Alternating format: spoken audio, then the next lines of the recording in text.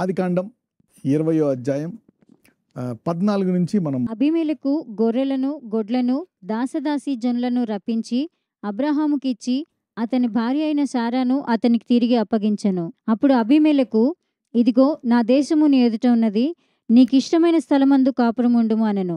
మరియు అతడు సారాతో, ఇదిగో నీ అన్నకు నేను 1000 వెండి నాణెములు ఇచ్చి ఉన్నాను, ఇది నీ వద్ద ఉన్న వారందరి దృష్టికి ప్రాయశ్చిత్తముగా ఉండుటకై ఇది నీ పక్షముగా ఇచ్చి ఉన్నాను, ఈ విషయం అంతటిలో నీకు న్యాయము తీరిపోయినది అనెను.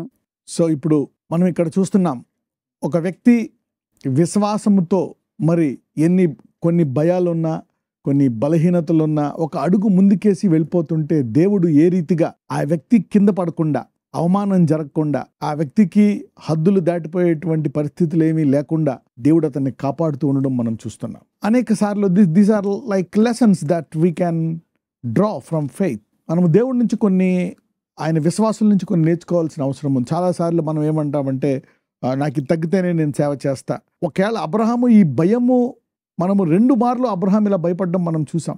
మరి అబ్రహాము ఇలాగా ఒకవేళ ఈ భయాలున్నా సరే ఇలాగా ఒకవేళ రాజులు తీసుకెళ్ళిపోతారేమో, మనుషులు తీసుకెళ్ళిపోతారేమో, తను సారాతో ఒక సర్దుబాటు చెప్పాడు, తాను సర్దుకున్నాడు. ఆ భయంలో తనకు తానే కొన్ని నిర్ణయాలు తీసుకున్నాడు, కానీ ముందుకు వెళ్ళడము ఆపలేదు. మనము ఈ 2వసారి 25 సంవత్సరాల పాటు అబ్రహాము ఈ భయపడడం చూసాం. మరి దీని తర్వాత మరి అబ్రహాము ఈ భయాన్ని మరి ఇంకెన్నడూ చూపించలేదు. అబ్రహాము ఆ భయాన్ని అధిగమించాడు. సో అనేక భయాలున్నా సరే దేవుడు ఏదన్నా మనకు చెప్తే, కొన్ని బలహీనతలున్నా భయాలున్నా ముందుకెళ్ళిపోవడమే. చాలా మంది అంటారు, ఇది జరిగితే ఇలా జరుగుతుందండి, ఇది జరిగితే దేవుడు అలా చేస్తే నేను ఇలా చేస్తా, జస్ట్ గో అహెడ్. చాలా మంది మరి దేవుని చిత్తాన్ని నెరవేర్చలేకపోవడానికి కారణం ఇదే. అనేక భయాలు ఉంటాయి. మరి వెళ్ళొచ్చా, వెళ్ళకూడదా, చేయవచ్చా, ఇలా చేస్తే ఇలా జరుగుతుందేమో. మరి ఈ భయాలన్నిటితో కూడా అబ్రహాము ఆగిపోలేదు. యాత్ర బయలుదేరాడు. మరి ఒకసారి జరిగింది, 2వసారి జరిగినా సరే ఇంకా ముందు ఎన్నిసార్లు జరిగినా నేను వెళ్ళిపోతాను ముందుకి అని, ఎన్ని రాజులనైనా ఎదుర్కొంటానని అబ్రహాము తీర్మానించుకున్నాడు తప్పితే వెనక్కి వెళ్ళడానికి అబ్రహాము ఊరుకోలే. Never thought to go back. మరి దేవుడు ఆ విశ్వాసాన్ని చూసి ఇక్కడ మనం చూస్తే ప్రతిసారి మరి చాలా మంది అనుకుంటారు, అబ్రహాం ఇలా పొరపాటు మనం చెప్పుకుంటున్నాం. చాలా మందిని దేవుడు ఎందుకు పిలవలేదంటే, వాళ్ళు పిలిచినా కానీ రారు. Okay, God is willing to call everybody. అందరినీ పిలవడానికి, అందరికీ చెప్పడానికి ఆయన సిద్ధంగా ఉన్నాడు.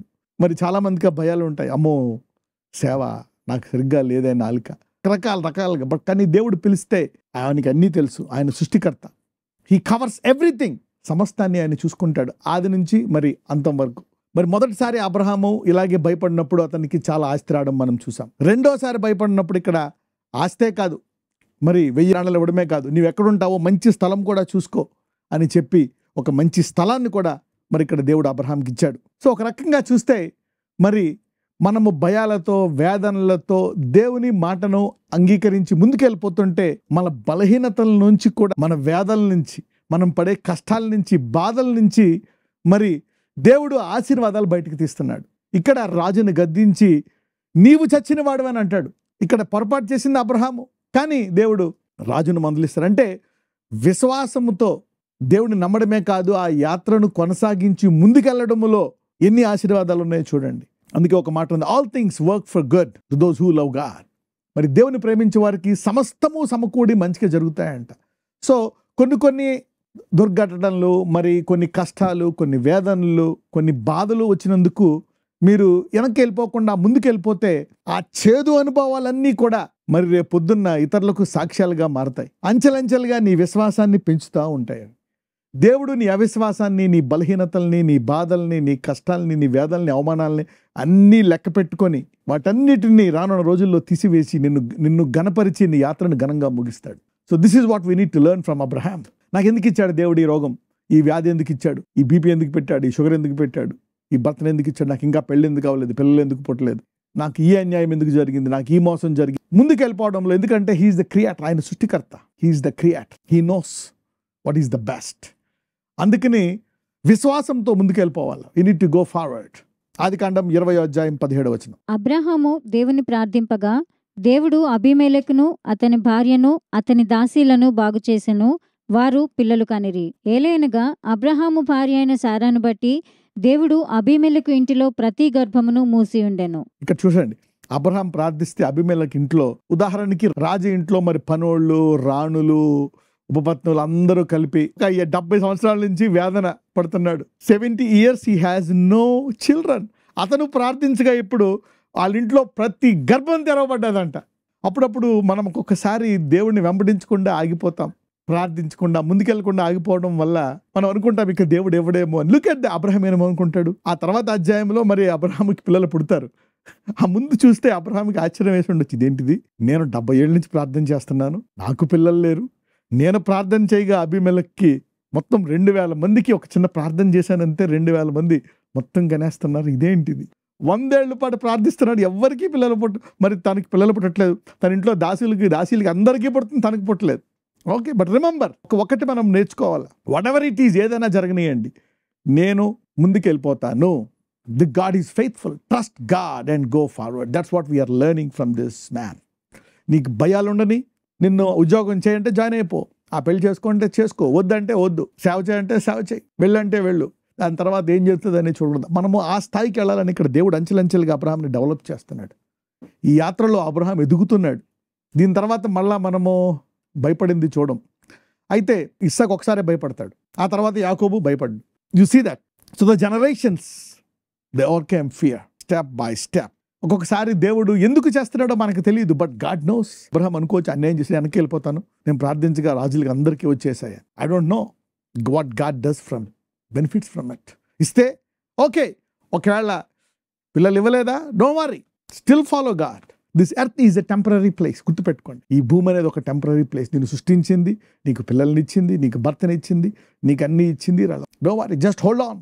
అందరిని ఒకలాగా పిలవడు. వీ డోంట్ నో, నీకు కావాల్సింది ఇస్తున్నాడు చాలు. Some times you don't know what is good for you. నీకు ఏది మంచిదో, ఏది చెడ్డదో, ఏది ఉత్తమమైందో నీ సృష్టికర్తకు తెలుసు. Is a maker.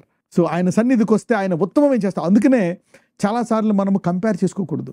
సైతానుడు ఏం చేస్తారంటే కంపారిజన్ చేస్తాడు. చూడు, వాళ్ళు చదువుకున్నారు, వాళ్ళ పిల్లలు ఉద్యోగాలు చేసేస్తున్నారు, మనకేమో అద్దె కట్టుకోవడానికి డబ్బులు లేవు. You compare. The world is going by comparison. It will put your constant pressure.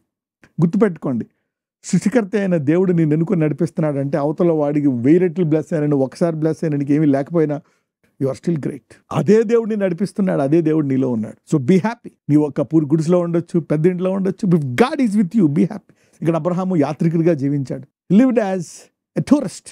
అంటే దీన్ని బట్టి మనం ఏం తెలుసుకుంటున్నామంటే అబ్రహాముని దేవుడు మరి ఎంత గొప్పగా ఆశీర్వదించాడంటే, మరి నువ్వు నా స్నేహితుడు అనే టైప్లో కాదు, ఏకంగా సిలువలోంచి వచ్చిన ఆశీర్వాదాన్ని అబ్రహాం ఆశీర్వాదం అని చెప్పేశాడు. అబ్రహాం నా స్నేహితుడు అని చెప్పాడు. కొత్త నిబంధనలో కూడా అబ్రహాము కుమారుడైన, దావీదు కుమారుడైన అని చెప్తాడు. మరి తన తరాన్ని దేవుడు అబ్రహాం నుంచి మొదలు పెడతాడు. ఆదాము నుంచి మొదలు పెట్టాడు, నోవా నుంచి మొదలు పెట్టాడు, హానోకు నుంచి కూడా మొదలు పెట్టాడు. He begins from Abraham. మరి అబ్రహాం జీవితం అంతా నాకు ఒక స్థలం లేదని అనుకోవచ్చు, ఒక ఉండడానికి ఇల్లు లేదని అనుకోవచ్చు. హాయిగా మా ఇంట్లో అయితే, మా ఊర్లో, మా సొంత ఊర్లో మా యొక్క తెలిసిన వాళ్ళ మధ్య హాయిగా ఉండాల్సింది నేను ఈ రాజులకు భయపడి, ప్రాణాలకు భయపడి, ఈ భయాలు ఎందుకు అనుకోవచ్చు. అందులో నాకు పిల్లలు లేరు.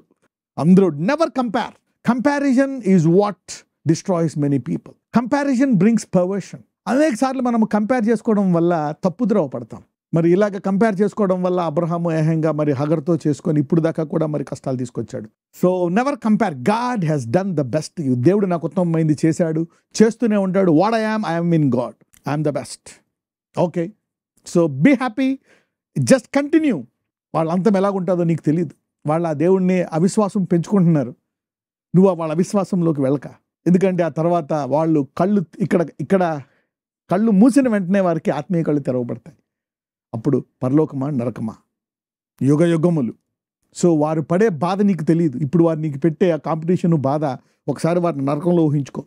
నువ్వు పరలోకంలో అబ్రహాము దగ్గర ఉండి ఓకే భక్తుల్ని కలిసి దేవుని సన్నిధిలో సంతోషముగా యుగ యుగములు జీవించుట, నీ బంధువులతో మరి నీ పిల్లలతో ఊహించుకో. Dream that and ignore those things. So overcome fears, comparison. నజరేయుడైన యేసయ్య, ఇదిగో ఈరోజు మేము విశ్వాసము ద్వారా ఎలాగ మేము ముందుకెళ్ళిపోతే ఆలస్యంలో, కష్టాల్లో, వేదనలో అపవాది అనేక సార్లు మా త్రోవను తప్పించాలని చూస్తున్నప్పుడు కూడా ముందుకెళ్ళిపోతే ఎలా వాగ్దానాలు నెరవేరుస్తావో ఈరోజు మాకు బోధించావు. విశ్వాసంలో ఉన్నవారికి అయ్యా మా క్రియలను బట్టి కాదు, మా విశ్వాసాన్ని బట్టి ఆశీర్వదిస్తానని సెలవిచ్చున్నావు. ఎవరెవరైతే నాకు ఈ ఒక్క విషయంలో ఆలస్యం అవుతుంది, వారి జీవితంలో సంపూర్ణంగా నెరవేరుతుందని ఈరోజు నువ్వు అబ్రహాం ద్వారా మాకు బోధించావు. కాబట్టి వారికి దయచేసి వారిలో భయాలను తీసివేసి అబ్రహాం లాంటి విశ్వాసం ఇచ్చి వారిని ముందుకు నడిపించమని, నాజరేయుడైన యేసునామమున ప్రార్థిస్తున్నాము తండ్రి. ఆమేన్.